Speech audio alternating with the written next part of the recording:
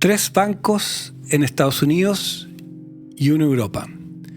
Eso ha sido la consecuencia de lo que hemos visto, de lo que se podría llamar, o mucha gente está llamando, la nueva crisis financiera. ¿Estamos realmente en una nueva crisis financiera o no? Esa es probablemente una de las preguntas que más nos estamos haciendo todos quienes trabajamos en este minuto en la industria. Y para tratar de ayudar a contestar esta pregunta, pensemos cuáles son los canales de contagio que una crisis financiera realmente tiene. Y estos son fundamentalmente 2. Uno, llamémoslo la crisis de confianza que se asocia a eso. Tenemos miedo en el sistema financiero, tenemos miedo en los bancos, no sabemos poner nuestros depósitos, queremos cuidar nuestro dinero, probablemente dejemos de gastar, dejemos de consumir o lo que cada uno se le ocurra que puede hacer en una circunstancia como esa. Y segundo, llamémoslo así, la creación de crédito. Al final del día los bancos son quienes le prestan plata a las compañías, le prestan plata a las personas para que compren sus casas o las empresas. Y por lo tanto, teniendo eso en mente, miremos esto desde esos 2 ángulos. Partamos por el tema de lo que podríamos llamar la crisis o el componente confianza de una crisis financiera. La primera observación que puedo hacer en ese sentido es que el índice bancario en Estados Unidos ha caído 20%. Poca confianza podemos pensar que hay en los bancos después de tal corrección en tan solo un mes. Pero indaguemos un poquito más abajo de esto. Si miramos lo que ha ocurrido con estos bancos y lo comparamos de alguna medida con la crisis financiera muy importante que tuvimos en el 2008, vemos una gran diferencia. Aquella fue una crisis de crédito, en la cual prácticamente todos los bancos le habían prestado plata a un grupo importante de personas para financiar bienes inmobiliarios que no se los podían pagar. Por lo tanto, los bancos se estaban descapitalizando en su conjunto y por lo tanto poco podían hacer unos para ayudarse a otros. En la actualidad, podríamos decir que todos estos casos han sido casos especiales. ¿Especiales en qué sentido? Por ejemplo, Silvergate y Signature de alguna forma caen porque están asociados a las criptomonedas y estas han tenido, como ustedes seguramente saben, una caída muy importante desde hace ya varios meses. En el caso de Silicon Valley Bank, probablemente el que más nos ha llamado la atención, pero este es un caso, podríamos decir, de alguna forma de libro, en el cual teníamos un banco que la mayoría de sus clientes eran de un tipo, en este caso startups, que son compañías que no tienen flujo de caja y por lo tanto necesitan recursos para financiar sus gastos.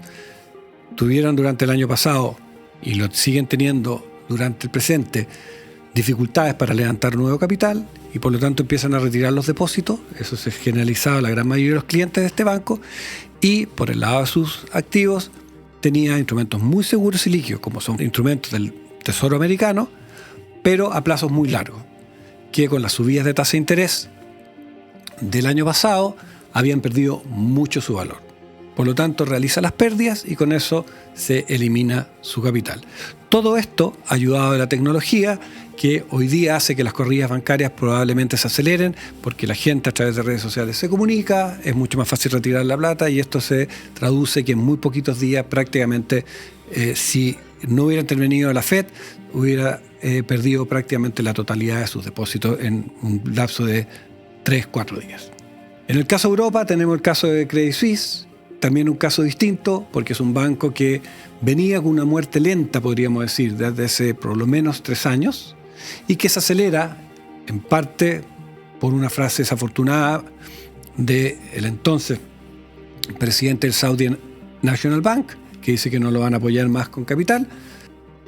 Sin embargo, todo esto pareciera que se ha ido conteniendo. En parte porque parecen ser casos únicos, en parte por la rápida respuesta de reguladores tanto en Estados Unidos como en Europa, y lo que hemos observado es que el sistema financiero como un todo no ha sufrido mucho. Hemos visto, eso sí, movimientos de depósitos de bancos de menor tamaño a los de mayor tamaño, pero incluso eso se ha ido aminorando. Con lo cual, pareciera indicar que no hay un riesgo sistémico. Y tal vez la mejor indicación de eso, como veíamos, el índice de bancos ha caído 20%. Pero si miramos los índices más generales, vemos que el Dow Jones, a la fecha, en lo que va del mes, que ya es prácticamente todo, ha subido un 0,7%. El S&P, 2%. Y el Nasdaq, casi 5%. ¿Qué nos dice esto? O mejor dicho, ¿cómo podemos entender que las compañías de tecnología en mitad de una crisis son las que más suben? Porque la consecuencia de esto es probablemente que las tasas de interés van a subir menos, las compañías de tecnología eso les favorece más, y vemos cómo a los sectores no directamente afectados, expectativas de una menor tasa, hace que el mercado revalore esas compañías, y es por eso que hemos tenido estas alzas en el mercado. Con lo cual, todo pareciera indicar que el tema confianza ya en el sistema financiero y de los partícipes del mercado está intacto, confiamos en las instituciones, confiamos en nuestros reguladores. Por lo tanto, eso nos lleva a el segundo tema, el tema de la creación de crédito. Y aquí efectivamente hay ciertos riesgos. ¿Por dónde vienen ellos? Principalmente por el hecho de que es muy probable que muchos bancos hoy día estén con la preocupación de cuidar su capital. Miremos el sistema como un todo. En Estados Unidos el sistema como un todo tiene un tamaño de 24 trillones, de los cuales 19 de ellos son depósitos y cuentas corrientes. De ese total, aproximadamente la mitad está garantizada y la otra mitad no lo está. Y el capital son aproximadamente 2 trillones. Se estima que aproximadamente un tercio de ese capital, o el equivalente a un tercio de ese capital, podría ser utilidades, o mejor dicho, pérdidas no realizadas por la caída en valor de los instrumentos que los bancos tienen de alguna forma para poder pagar los depósitos no garantizados.